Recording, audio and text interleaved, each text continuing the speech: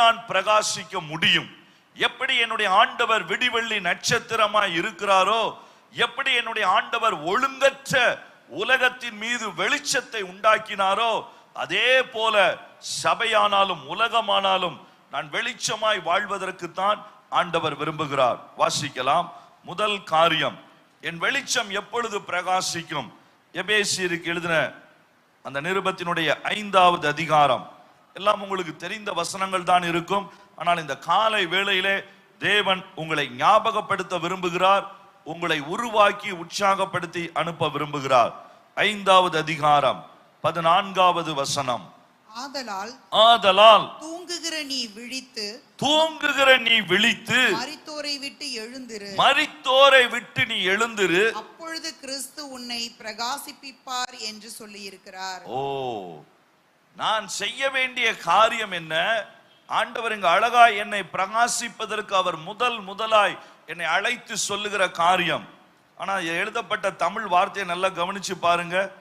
தூங்குகிற நீ விழிக்கணும், ஆனா எங்க இருந்து எந்திரிக்கணும்? அப்ப இவன் எங்க தூங்கிட்டு இருக்கிறாங்க? நார்மலா எல்லாரும் பெட்ரூம்ல தான் தூங்குவாங்க. இங்க ஒரு ஆளு மார்ச்சுரியில தூங்கிட்டு இருக்கு. யாராவது மார்ச்சுரியில போய் பிண அறையில போய் தூங்க முடியுமா? பிண அறையில யாருக்காவது தூக்கம் வருமா? வராது. நான் மெடிக்கல் கல்லூரியில் படிக்கும் பொழுது ஃபாரன்சிக் மெடிசின் என்கிற ஒரு போஸ்டிங் உண்டு. அந்த பிணத்தை, வருகிற பிணங்களை எப்படி போஸ்ட்மார்டம் செய்ய வேண்டும் என்று கற்றுக் கொடுப்பாங்க. என் கூட நிறைய பிள்ளைகளை பார்த்துருக்கிறேன். பொம்பளை பிள்ளைங்க பார்த்த உடனே தலை சுத்தி விழுந்துருவாங்க. அதனால எங்க ப்ரொஃபசர் முதல்ல சொல்லுவாரு, உள்ள போய் விழுந்து நீ போனமாயிராத, அதனால முன்னாடியே உன்னுடைய மனசெல்லாம் திடப்படுத்திக்கோ. யாருக்காவது பயமா இருந்தா ஒரு முறை 2 முறை அவங்கள காமிச்சு கொடுத்து அதுக்கப்புறம் உள்ள கொண்டு போவாங்க. அனாட்டமி என்று சொல்லி உடல் கூறியல், அதுதான் எங்களுக்கு முதல் வருஷத்துல சொல்லி கொடுக்கக்கூடிய சப்ஜெக்ட்.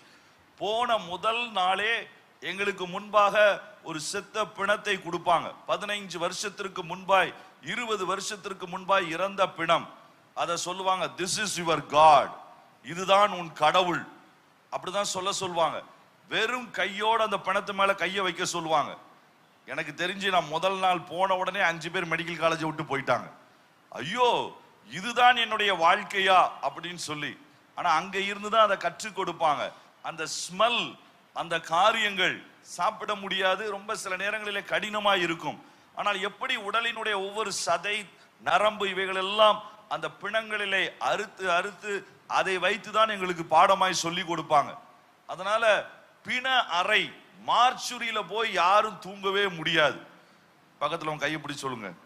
ஆனா சில நேரத்தில் நீங்களே போய் தூங்கிறீங்களா பிரதர்?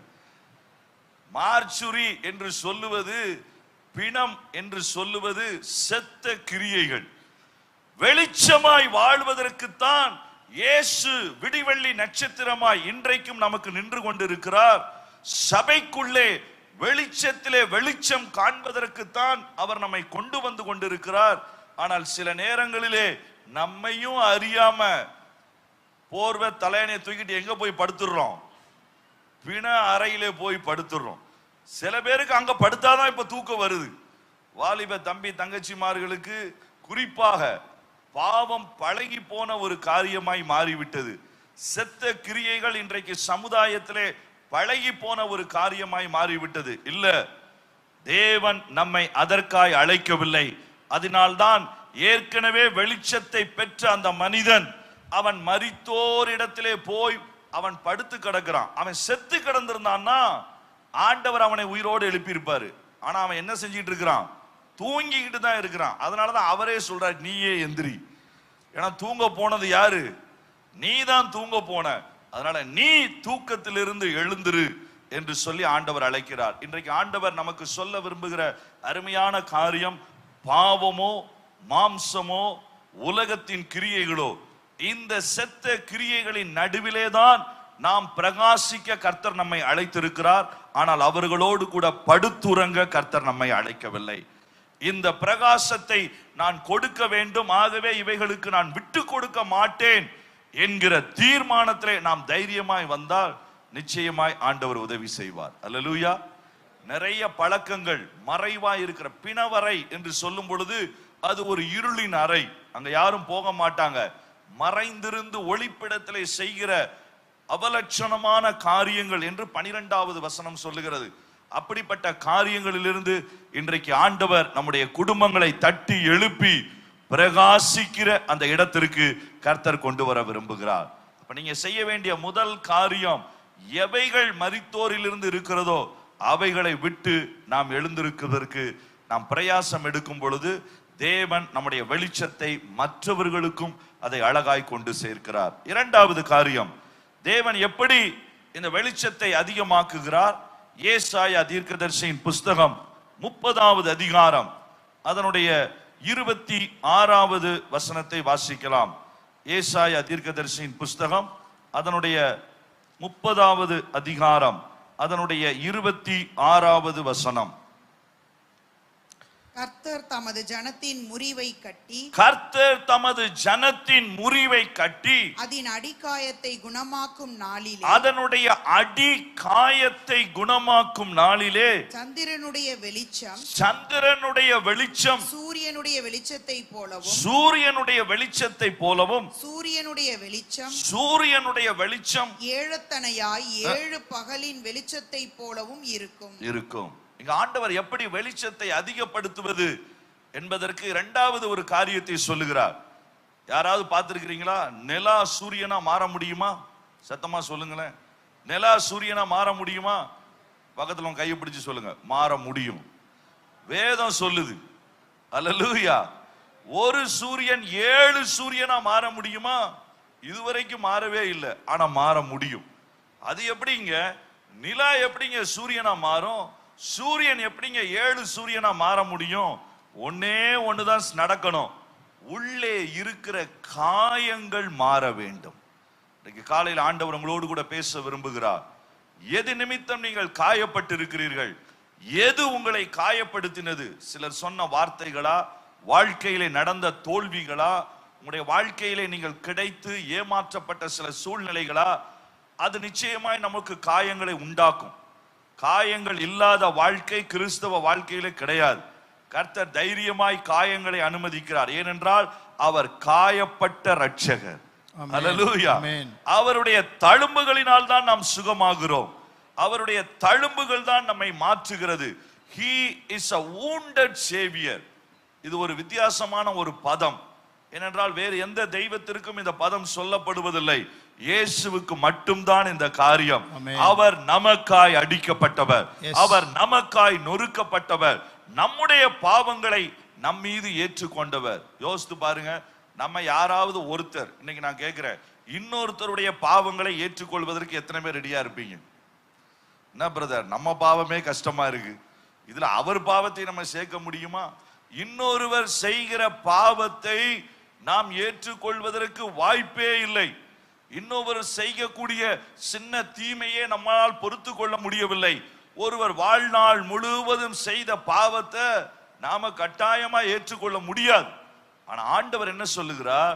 சில நேரங்களிலே அவர் நம்முடைய வாழ்க்கையிலே அனுமதித்திருந்த அல்லது நம்முடைய ஞானமற்ற நடக்கைகளினாலே நாம் பெற்று கொண்டிருந்த காயங்கள், அது உள் காயமாய் பல நேரங்களிலே அது என்னை சோர்வுற செய்து எனக்குள் கசப்பை கொடுத்து கிருபைகளை போக்கடித்து என்னை ஆழ்ந்த துக்கத்துல கொண்டு வந்திருக்கலாம்.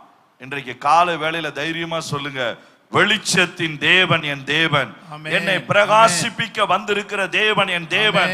என்னை நிலாவாய் அல்ல, என்னை ஒரு நாளும் சந்திரனாய் வாழ்வதற்கு தேவன் அழைக்கவில்லை. அதனால்தான் சொல்லுகிறார், நீ சந்திரனாகவே கொஞ்சம் ஒளிய கொடுத்து வாழ்ந்துட்டு போயிருன்னு ஆண்டவர் யாரையுமே கூப்பிடல. சந்திரனே, நீ சீக்கிரமா சூரியனா மாறி ஆகணும், குறைந்தபட்சம் நீ சூரியனாய் மாறி ஆகணும். ஏன்னா நீதிமானுக்கு என்ன பெயரு? நீதிமானுக்கு ஆண்டவர் கொடுக்கிற பெயர் என்ன தெரியுமா? நீதிமொழிகள் 4:18 பிரகாசிக்கிற சூரிய பிரகாசத்தை போல் இருப்பான். Thank you pastor. நீதிமொழிகள் 4:18 வாசித்து பாருங்க. நீதிமான்களுடைய பாதை நடுப்பகல் வரைக்கும் அதிகமாய் பிரகாசிக்கிற சூரிய பிரகாசம் போல் இருக்கும். அப்ப நீதிமானா இருக்கிற நம்ம எப்படிதான் இருக்கணும்? குறைந்தபட்சம் சூரியனா இருக்கணும். ஆனா ஆண்டவர் சொல்றாரு, நீங்க ஏழத்தனையான சூரியனாக நீங்க மாற முடியும். கர்த்தர் அந்த வெளிச்சத்தை ஏன் ஏழத்தனையா மாற்ற விரும்புகிறார் தெரியுமா? உலகத்தை சுற்றிலும் காரிருள் மூடிக்கொண்டிருக்கிறது. அதனால ஆண்டவருக்கு தேவை ஏழத்தனையாய் பிரகாசிக்கிற சூரியன்கள். ஆண்டவருக்கு தேவை நிலாக்கள் அல்ல, ஆண்டவருக்கு தேவை சந்திரன் அல்ல. யாரோ ஒருவருடைய வெளிச்சத்தை பெற்று, யாரோ இன்னொருவருடைய ஜெபத்திலே, யாரோ இன்னொருவருடைய தயவிலே வாழுகிற நிலாவாய் அல்ல, தானே பிரகாசிக்கிற தேவனால் பிரகாசிப்பிக்கப்பட்ட சூரியனை போல, ஏழத்தனையான சூரியனை போல வாழ கர்த்தர் அழைக்கிறார். அல்லேலூயா. அதுக்கு ஒன்னே ஒண்ணுதான் செய்யணும். என் காயம் இருந்தா பரவாயில்ல ஆண்டவரே, அதை நீங்க இன்றைக்கு குணமாக்குங்க, நான் அதை மன்னிச்சிடுறேன், நான் அதை விட்டுடுறேன். இந்த அன்பும் மன்னிப்பும் எங்க சேருகிறதோ அங்க சூரிய பிரகாசம் தானா நடக்கும். இது யார் தெரியுமா சொல்றா? வாசிங்க. நியாயாதிபதிகளின் புஸ்தகம் 5வது அதிகாரம் கடைசி வசனம்.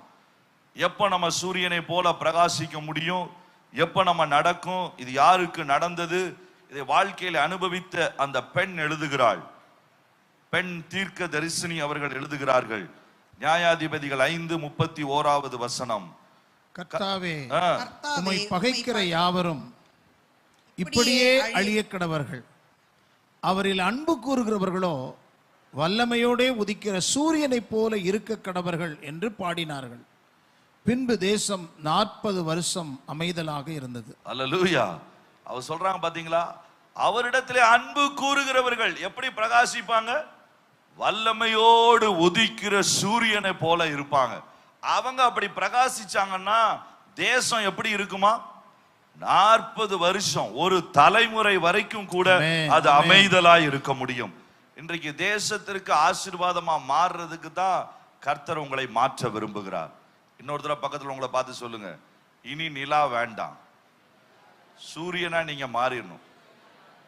நான் சொல்ற சூரியனை நீங்க வேற மாதிரி எடுத்துக்கிடாதீங்க. நான் வல்லமையோடு உதிக்கிற சூரியனை தான் நான் சொல்றேன். இந்த சூரியன் இது பிரகாசிக்கும் போது தேசம் எப்படி இருக்கும்? அமைதலாய், எந்த யுத்தங்களும் இல்லாம தேசமே அமைதலாய் இருந்தா நம்ம வீடு எப்படி இருக்கும்? அது ஆச்சரியமா இருக்கும். அப்ப பிரகாசிக்க வேண்டியது நாம தான். இத முழு ஏழத்தனையான பிரகாசத்தை தடுக்கிறது என்ன தெரியுமா? எனக்குள் இருக்கிற ஒரு காயம், எனக்குள் இருக்கிற ஒரு நேசித்து மன்னிக்க முடியாத ஒரு காரியம், அது என்னை சந்திரனிலிருந்து சூரியனாய் மாற முடியாமல், சூரியனிலிருந்து ஏழத்தனையான பிரகாசம் உள்ள சூரியனாய் மாற விடாமல் அது என்னை மாற்றி கொண்டிருக்கிறது. ஆனா அந்த காலை ஆராதனையில கர்த்தர் காயங்களை கட்டி முறிவை நீக்கி ஏழத்தனையான பிரகாசத்தோடு நம்ம வாழணும். எங்க கூட ஒரு தம்பி இருக்கிறாரு. அவர் ஞானஸ்தானம் கொடுக்கும்போது தொட்டியில இறங்கினதுக்கு அப்புறம் என்னைய முதல் முறை நான் அவரோட கூட ஆனா நீங்களும் வாங்கன்னு சொன்னாரு. சரின்னு ஞானஸ்தானம் கொடுக்கறதுக்கு முன்னாடி பொதுவா நாங்க கேள்விகள் கேட்போம். இயேசுவை சொந்த இரட்சகராய் ஏற்று அதை எந்த அழுத்தமும் இல்லாமல் மனப்பூர்வமாய் அவர்தான் இரட்சகர் என்று அறிந்து அறிக்கையிடுகிறீர்களா என்று சொல்லி ஒரு 2-3 கேள்விகள், ஏன்னா மற்றவர்களுக்கும் அது தெரியணும் என்பதற்காய். இவர் என்ன தெரியுமா கேட்டார்? முதல் கேள்வி, ஒரு அம்மா ஞானஸ்தானம் எடுக்க வந்திருந்தாங்க. உன் மாமியாரை திட்டாமல் தினந்தோறும் அன்போடு கூட சாப்பாடு போடுவாயா? எனக்கு ஒண்ணுமே புரியல. என்னப்பா இப்படி கேள்வி கேட்கிறீங்க? பையா, இவங்கிட்ட இயேசுவை நேசிக்கிறியான்னு சொன்னா ஆமான்ட்டு போயிடுவாங்க. ஆனா மாமியாரை நேசிக்கிறியான்னு கேட்டாதான் கரெக்டா சொல்லுவாங்க. இங்க மாமியாரை நேசிச்சாங்கன்னா அங்க மகிமையின் கர்த்தரை கட்டாய நேசிப்பாங்க. அதனால இவங்க தொட்டிக்குள்ள வச்சே இந்த கேள்வியை கேட்டுறணும் பையா. அப்பதான் இவங்க மாமியாரும் கேட்டுக்கிட்டு இருக்கிறாங்க, அவங்களும் மனம் திரும்புவாங்க, அவங்களும் காரியங்களை செய்வாங்க. எனக்கு விசித்திரமாய் இருந்தது, ஆச்சரியமாய் இருந்தது. ஏனென்றால் காயம் உள்ளே இருப்பதினாலே தான் அன்பு வெளியே வர முடியல. அன்பு வர முடியாதனாலதான் மன்னிப்பு செயல்பட முடியல. இது செயல்பட முடியாதனாலதான் சந்திரனாகவே நின்று கடைசி வரைக்கும் அது முடிஞ்சிருது. ஆனா தேவ சமூகத்துல வந்த நம்மள சந்திரனா இல்ல, ஏழத்தனையான சூரியனாய், தேசங்களுக்கு ஆசீர்வாதமாய், தேசங்களை அமைதிப்படுத்துவதற்கு தான் கர்த்தர் நம்மை கொண்டு வந்திருக்கிறார். அல்லேலூயா. 3வது காரியம், அதே ஏசாயா, நம்முடைய பிரகாசத்தை நாம் அதிகப்படுத்துவது. 58வது அதிகாரம் 8வது வசன 10வது வசனத்தை நேரடியாக வாசித்து விடுங்கள்.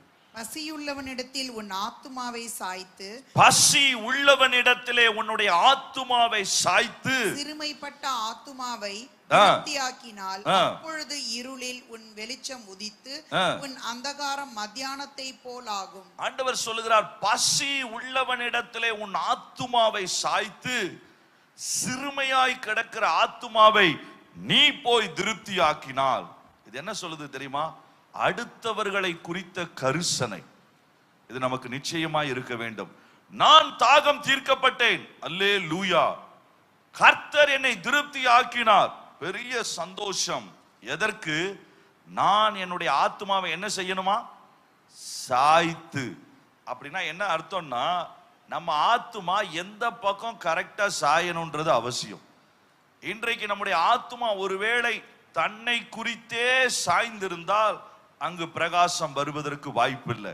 அதனாலதான் ஆண்டவர் சொல்றார், பசியா இருக்கிற ஏழைகள் உண்டு, ஆத்துமாவிலே சிறுமைப்பட்ட ஜனங்கள் திருச்சியை சுற்றிலும் உண்டு, இந்திய தேசத்திலே உண்டு. உங்களுக்கு தெரியுமா, நாங்க ஊழியம் செய்கிற இடத்துல முஷஹார் என்கிற ஒரு ஜாதியை சேர்ந்தவர்கள் இருக்கிறார்கள். பொதுவாய் கிறிஸ்தவத்திலே நாம் ஜாதியை பார்ப்பதில்லை, நீங்கள் புரிந்து கொள்வதற்காய் சொல்லுகிறேன். அவர்களுக்கு மகா தலித் என்கிற பெயர் உண்டு. அவர்கள் மத்தியிலே நாங்கள் ஊழியம் செய்கிறோம். பீகார்ல மட்டும் 1 மில்லியன் 10 லட்சம் பேர் இருக்கிறாங்க. இவங்களுடைய சாப்பாடு என்ன தெரியுமா? இவங்களை நிலத்துல கூட ஏத்த மாட்டாங்க. ஏன்னா இவங்க கால் பட்டுச்சுன்னா நிலம் தீட்டுப்படும் என்று சொல்லி வேலைக்கும் எடுக்க மாட்டாங்க. இவங்க வேலை செய்கிற இடங்களிலே எங்கேயாவது கூலி தொழிலாளியாய் அல்லது வேறு மாநிலங்கள்ல போய் தான் வேலை செய்யணும். சாப்பாட்டுக்கு என்ன செய்வாங்கன்னா, அதிகாலையில இந்த வயல் நிலங்களுக்கு போய் அங்க பொந்துகள் இருக்கும், அந்த பொந்துகளில் உள்ள எலி பெருச்சாளிகளை பிடித்து கொன்று அதை சுட்டு அப்படியே சாப்பிடுவாங்க. இவங்களுக்கு பேர் எலியை சாப்பிடுகிறவர்கள், ராட் ஈட்டர்ஸ். அதுதான் ஹிந்தியிலே மூஸ் என்றால் எலி, ஆகார் என்றால் உணவு. இந்த முஷஹார் என்று சொல்வதனுடைய அர்த்தம் அதுதான். அப்படி செய்யக்கூடிய ஜனங்கள். ஆனால் அவர்கள் மத்தியிலே இன்றைக்கு கர்த்தர் ஆச்சரியமாய் ஜனங்களை ரட்சித்து அதிலே பிள்ளைகளை படிக்க வைப்பதற்கு ஆண்டவர் உதவி செய்திருந்தார். இதே திருச்சி பட்டணத்தை சேர்ந்த ஒரு அருமையான அண்ணன் எங்களோடு கூட பீகாரிலே அந்த மக்கள் மத்தியிலே ஊழியம் செய்து கொண்டிருந்தாங்க. ஒரு நாள் தான் இருந்த இடத்திற்கு என்னை கூட்டிட்டு போனாங்க. நாங்க கூட்டிட்டு போன பொழுது அங்க படிச்ச பிள்ளைங்க அந்த வருஷம் பாஸ் ஆகியிருந்தாங்க. அந்த பிள்ளைகளுக்கு இந்த சர்டிபிகேட் எல்லாம் கொடுக்க சொன்னாங்க. எல்லா சர்டிபிகேட்டும் கொடுத்த பொழுது அதுல ஒரு பிள்ளை அவ 12th முடித்து நர்சிங் ஏஎன்எம் டிகிரி முடிச்சிருந்தா. அந்த ஏஎன்எம் டிகிரியில அவ 28 கல்லூரிகள் உள்ள அந்த மிட் இந்தியா போர்டுல கோல்டு மெடல் வாங்கியிருந்தா. பெரிய படிப்பு. அந்த சந்ததியில அந்த குடும்பங்கள்ல 5வது வகுப்பு வரை கூட யாரும் படிக்க மாட்டாங்க. காரணம் என்ன? ஒரு மிஷினரி தன்னுடைய எந்த சுகத்தையும் பாராம, அவருடைய மனைவி அவங்க ஒரு டயபெட்டிக் பேஷண்ட், அவர்களுக்கு ஏராளமான காம்ப்ளிகேஷன்ஸ் உண்டு. ஆனால் அதையெல்லாம் பொருட்படுத்தாம இந்த மக்கள் மத்தியில போய் அவர்களை சுத்தம் பண்ணி குளிக்கவே மாட்டாங்க. அவங்க குளிச்சதே கிடையாது. வாரத்திற்கு அல்லது மாசத்திற்கு ஒரு முறை தான். அவங்க போன உடனே முதல்ல எல்லாரும் குளிப்பாட்டி முடிகளை வெட்டி அவங்களுக்கு சாப்பாடுகளை கொடுத்து அவங்களை உருவாக்கி பள்ளிக்கூடங்களுக்கு கொண்டு வந்து அவள் எடுத்த பிரயாசம் மிக பெரியது. அந்த பிரயாசத்தினுடைய விளைவுனால நான் அந்த வசனத்தையே பார்க்க முடிஞ்சது. மத்தியானத்திலே உதிக்கிற பிரகாசம் அந்த கிராமங்களிலே வந்திருப்பதை தெரிஞ்சது. என்ன தெரியுமா ஆச்சரியம்? அந்த பிள்ளை சாட்சி சொன்னான், எனக்கு இந்த அங்கிள் மூலமா தான் இயேசு தெரியும். இந்த அங்கிள் தான் எப்படி ட்ரெஸ் பண்ணணும்னு சொல்லி கொடுத்தாங்க, எப்படி சாப்பிடணும்னு சொல்லி கொடுத்தாங்க. இன்றைக்கு என்னை ஒரு நர்ஸா வச்சிருக்கிறாங்க. கவர்மெண்ட் வேலைக்கு நான் போக மாட்டேன், நானும் இதே போல ஒரு கிராமத்துல போய் இருந்து அந்த கிராமத்தை நான் பிரகாசமாக்குவேன். எனக்கு ஆச்சரியமா இருந்தது. இப்போதுதான் முதல் தலைமுறை, சரி என் குடும்பம் கஷ்டப்படுது, நான் போய் சம்பாதிக்கட்டும், என் குடும்பத்தை நான் கட்டட்டும், எனக்கு ஒரு கல்யாணம் நடக்கட்டும், என் பிள்ளைகளை நான் உருவாக்கட்டும், தவறு இல்லைதான்.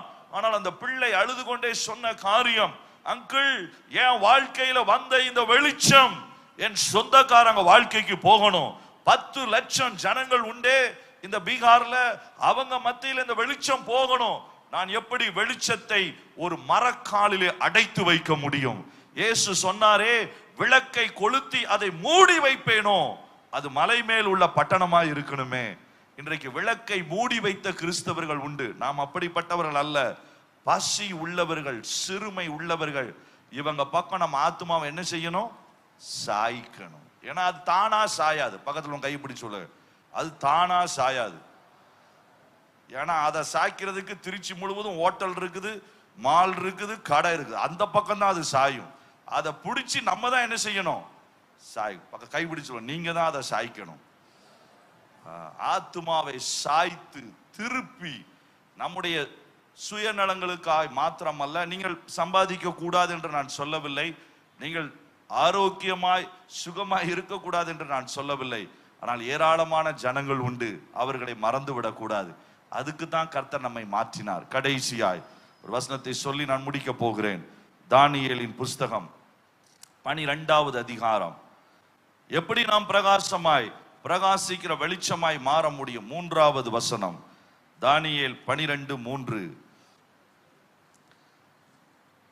தானியேல் 12:3. ஞானவான்கள் ஆகாய மண்டலத்தின் ஒளியை போலவும், அநேகரை நீதிக்கு உட்படுத்துகிறவர்கள் நட்சத்திரங்களை போலவும் என்றென்றைக்கும் உள்ள சதா காலங்களிலும் பிரகாசிப்பார்கள்.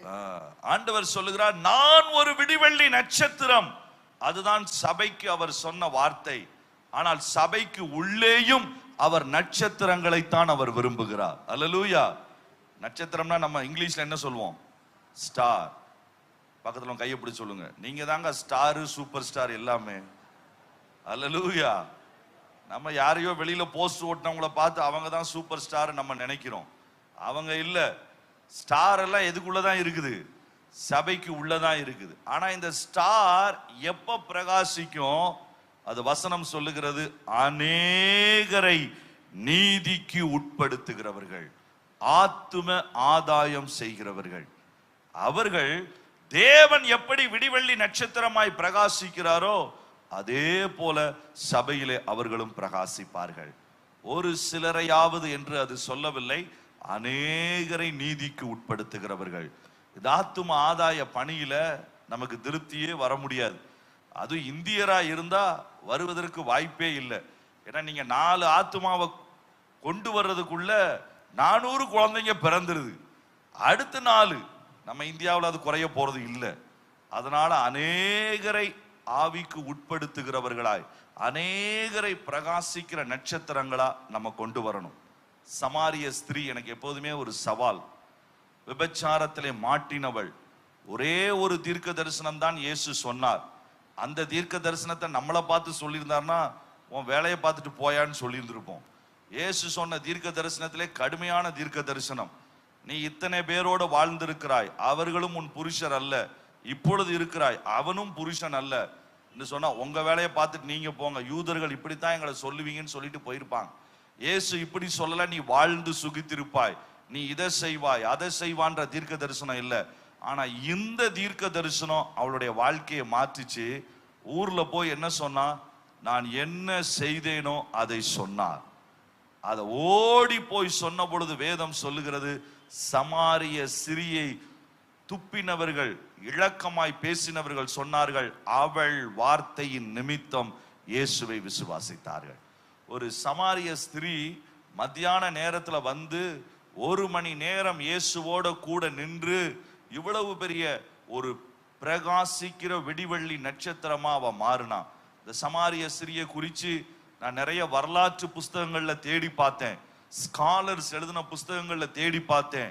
இவளை கட்டாயம் ஆண்டவர் சபை நாட்களிலே பயன்படுத்தி இருக்க வேண்டுமே, ஆனா எங்கேயுமே அவளை பார்க்க முடியல. அது எனக்கு ரொம்ப பிடிச்சிருந்தது. ஏன் தெரியுமா? விடிவெள்ளி நட்சத்திரம் அது தேவையான நேரத்துல வந்து தன் பணியை செய்துவிட்டு அது போய்கொண்டே இருக்கும்.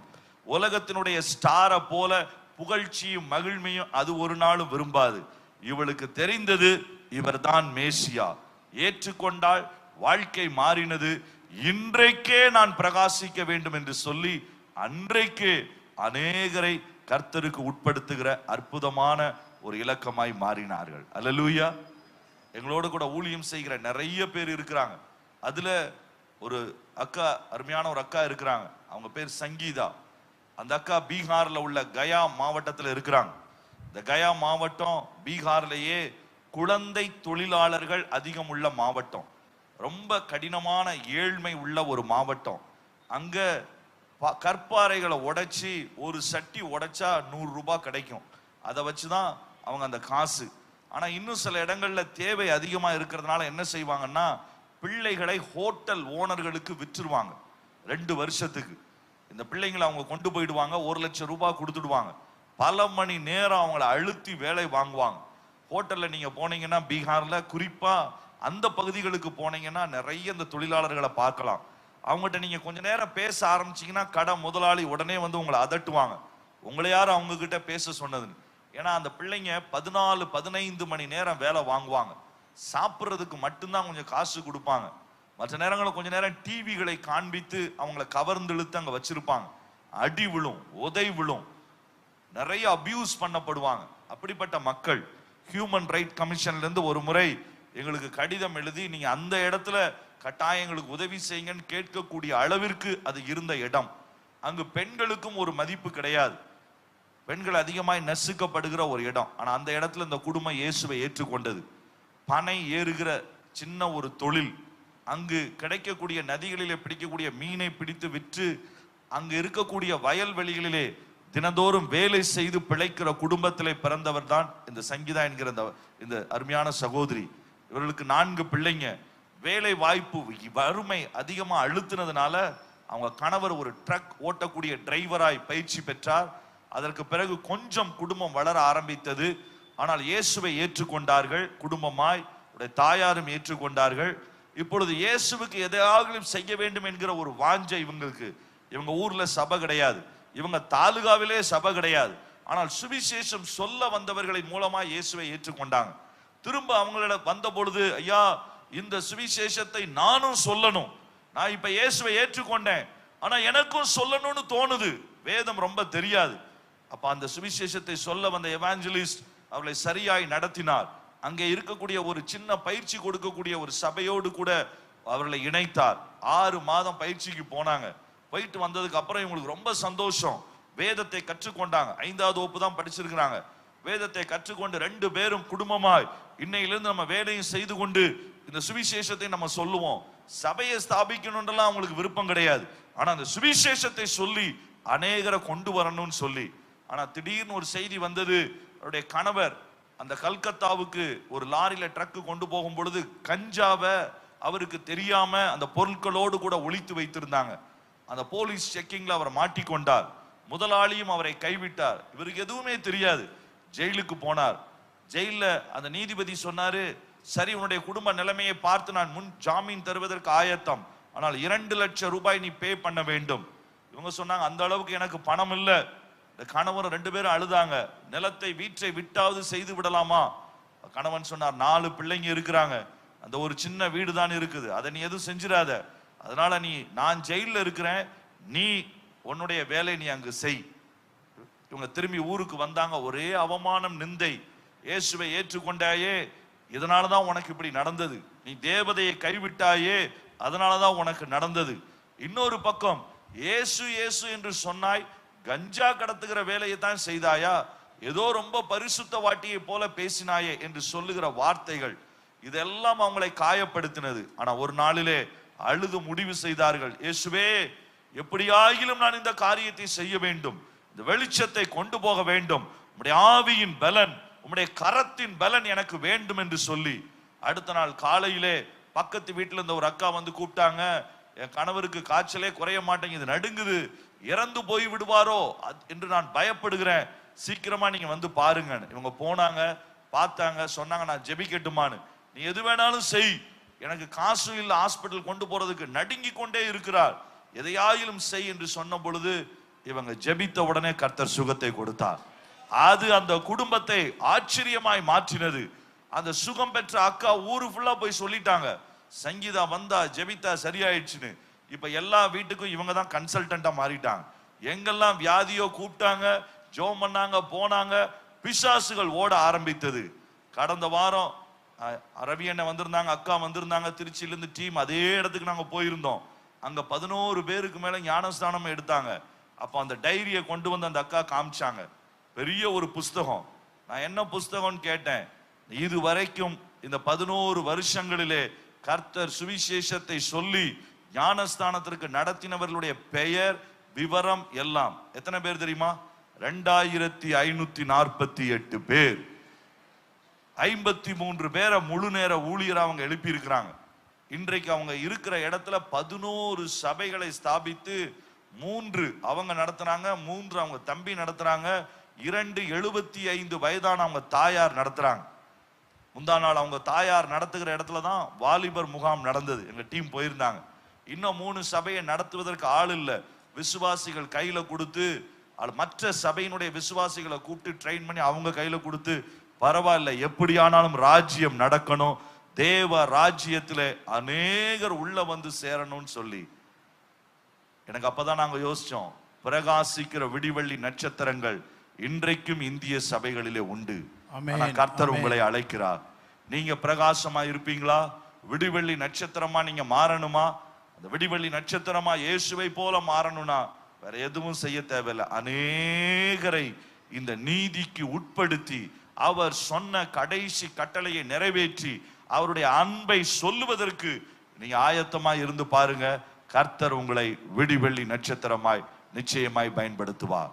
நான் சொன்ன இந்த 4 காரியங்கள், மரித்தோரிலிருந்து நான் எழும்பி ஆக வேண்டும், என்னுடைய வாழ்க்கையிலே காயங்கள் குணமாகி நான் மறுபடியும் ஏளத்தனையான பிரகாசத்தை பெற வேண்டும். 3வது, என்னுடைய ஆத்துமாவை பசி உள்ளோரிடத்திலே, சிறுமைப்பட்டவர்களிடத்திலே, ஏழைகளிடத்திலே சாய்ப்பதற்கு நான் என் இருதயத்தை திருப்ப வேண்டும். கடைசியாய் தானியேல் சொல்லுகிறார், அதுவும் ஒரு வார்த்தையை சொல்லுகிறார், ஞானவான்கள் இருக்கிறதுலே அதிகமான ஞானம் பெற்றவன், 10 மடங்கு ஞானம் பெற்ற தானியேல் சொல்லுகிறார், யார் ஞானவான், யார் புத்திமான்? அவன் அநேகரை ஆதாயப்படுத்துகிறவர்கள். நம்ம எல்லாரும் எழுந்து நிற்கலாமா?